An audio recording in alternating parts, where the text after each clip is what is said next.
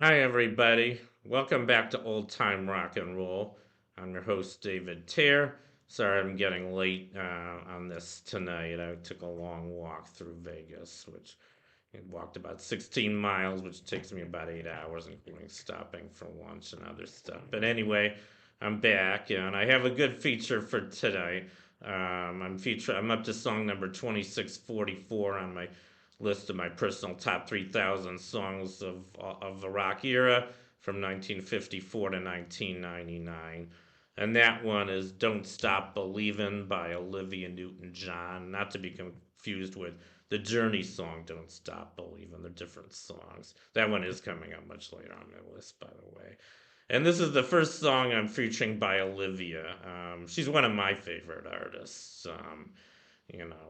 I'm going to go into her in detail in a few minutes. But first, I want to talk a little bit about this song. There's not a whole lot to say about it. I mean, it went to number 33 in the USA. It wasn't a really big hit, but it was featured on her album, also the same title, Don't Stop Believin'. The album coincidentally also went to number 33. So neither of them were really all that big hits. But I do like this song. And I kind of like the message of this song. She's singing to her lover. Her lover's kind of down and out. I guess he's having a hard time with his life, and she's encouraging him. She's saying, "Don't give up on your dreams. Don't stop believing. Whatever you want to happen, you can make it happen." And I think that's a wonderful message to tell anybody. So I do really like the song, and I do really like her singing in it. She's an amazing singer, amazingly talented woman. Here's a picture of her, also very beautiful as you can tell. So now I'm going to talk a little bit about her. Well, actually, a lot about her. She was born in 1948 in where was it? Cambridge, England. And in case you guys don't know, she had a very famous grandfather. Her maternal grandfather was Max Born. He was a Nobel Prize winning physicist. He was one of the pioneers of quantum mechanics. And I studied his theory because I have a master's degree in physics as well as a PhD in math. And Max Born, he was up there with Schrodinger and Heisenberg. They were the two main guys who formulated quantum mechanics. But Max Born came up with a probabilistic interpretation of the Schrodinger wave function. That probably doesn't mean anything to most of you guys, but it was very important. Just trust me on that. Very important theory. And I'm sure that Olivia got a lot of her brains from her grandfather. I think she was very smart too. She had to be smart to have written some of the songs she did. And, I mean, she was amazingly talented. And I think talent as a singer and an actress requires some brains. And I know she had plenty of them. So not only was she beautiful, but I think she was also very smart.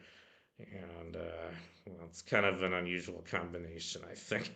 So anyway, she moved to her family moved to Melbourne, Australia, where she grew up when she was 5 years old. So even though she was born in England, she spent most of her childhood and I guess her teens living in Australia.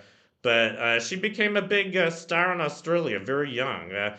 She started singing at age 14, and she won a contest, a TV singing contest on an Australian show called Sing Sing Sing back in 1965. I guess she was only like 16 or 17 at the time, and she became really successful. She ended up moving to the United States in 1970, and her first she got a recording contract with this guy here, Don Kirshner, very famous music producer, and she started having hits shortly after that. I'm just gonna go through her hits now. Let me go back to her picture. So her first hit in the United States was "If Not for You," which went to number 25. That was a cover of a Bob Dylan song. I've never actually heard Bob Dylan's version of this song, but I'm sure Olivia sang it a lot better than he did. He wasn't known for being a very good singer. I've heard George Harrison's version of "It's Not If Not for You." He did a pretty good version, but I still greatly prefer Olivia's. I mean, she put a lot of sex appeal into it.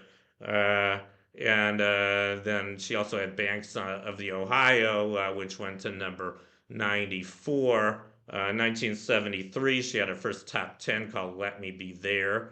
In 1974, she had If You Love Me, Let Me Know.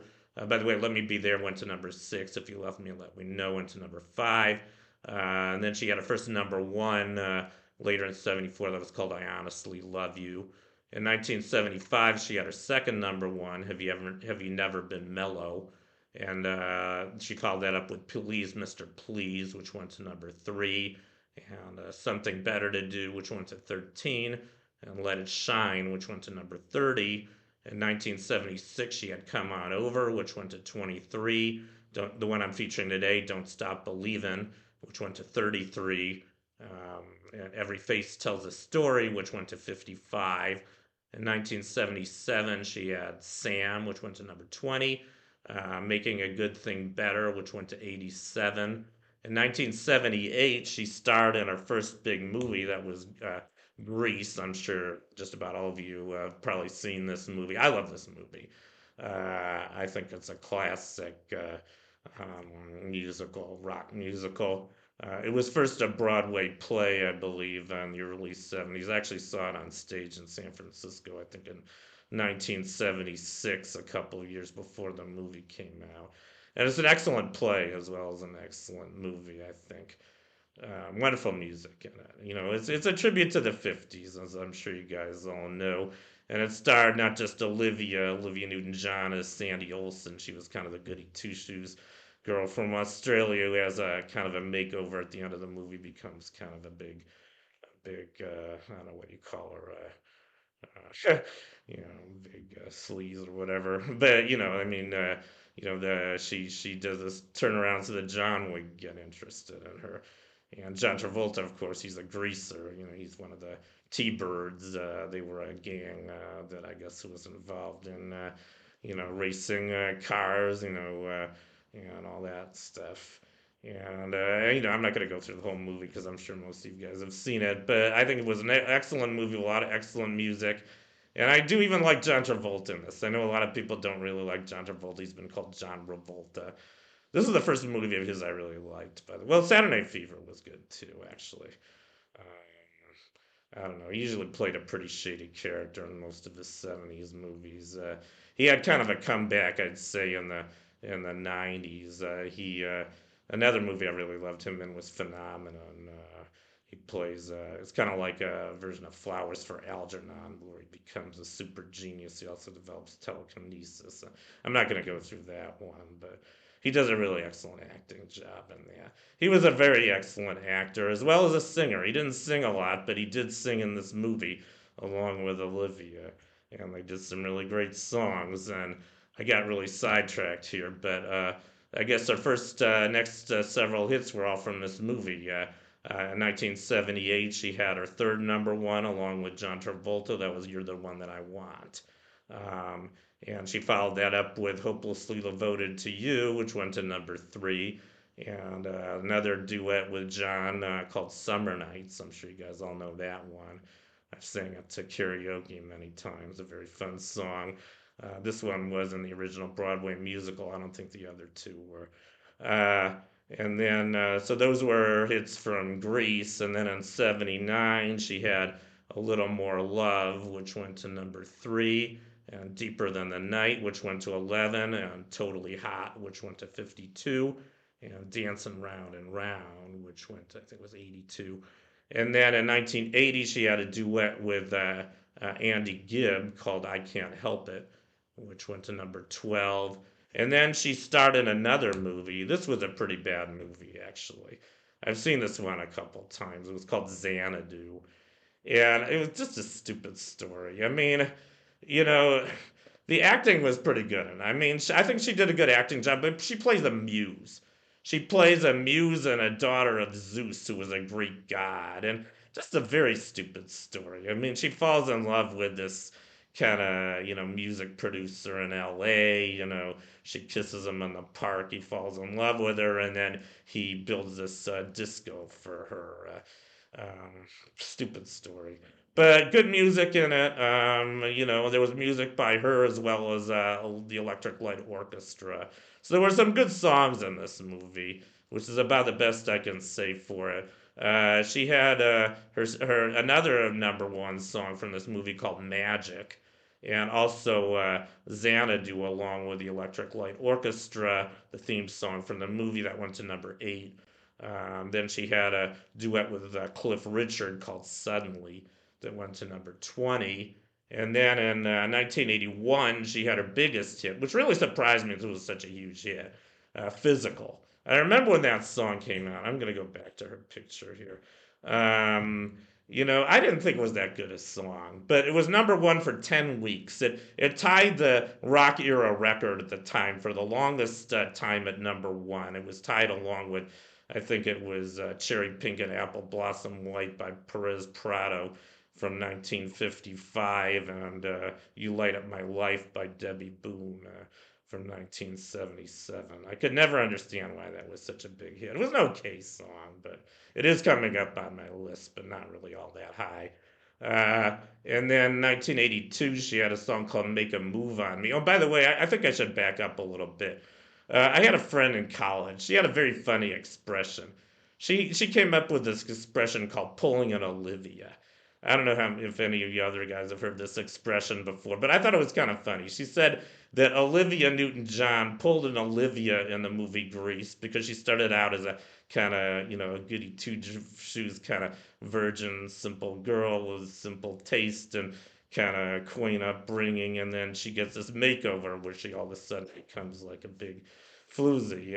And my friend was telling me, she was telling me that Olivia really did this in real life. I mean, if you think about her music, like in the early 70s, her songs, she had these kind of simple country girl songs, and, they were all kind of sweet and innocent. And then I think it was around the late 70s, early 80s, she started having much more provocative songs like Physical and Make a Move on Me. And they were all about sex. And, I don't know exactly what happened to her, but, I guess she did pull an Olivia. And, I don't mind. I mean, I think my friend probably made a little too much of this. I mean, I think she was excellent before and after her makeover, just in kind of different ways. I think she was actually a little bit better before. I think she kind of went too much with a sexual theme, later. But anyway, let me just keep going on with her hits. Then she had Landslide, which went to, I think it was number, I can't see my list anymore, 5, I think. And then Heart Attack, which went to, I think it was Heart Attack that went to number 5. And 1983, she had a song called Tied Up, which went to 51. And then she had Twist of Fate, which went to number 5. And then in 1984, she had Living in Desperate Times, which went to 31. In 1985, she had Soul Kiss, which went to 20. In 1986, she had The Best of Me. That was along with David Foster. That went to number 80. 1988, she had The Rumor, which went to 62. In 1992, she had I Need Love, which went to 96. And in 1998, she had a newer version of I Honestly Love You, which went to number 67. So those were her hits. Amazing artist. Unfortunately, she died just 3 years ago. She died of breast cancer, which she'd been suffering from for, I think, something like 5 years. And I think we lost a really great artist. She was 73 when she died, so I guess she lived a pretty full life, but I miss her. And, one of my favorite artists. Anyway, that concludes my video on um, Don't Stop Believin' by Olivia Newton-John. Thank you for watching. I'm going to conclude with my rendition of John Travolta and the song Summer Nights. I've done this before. I've sung this song at karaoke. I'm probably going to make a fool of myself trying this, but here we go. Well, she got friendly down in the sand.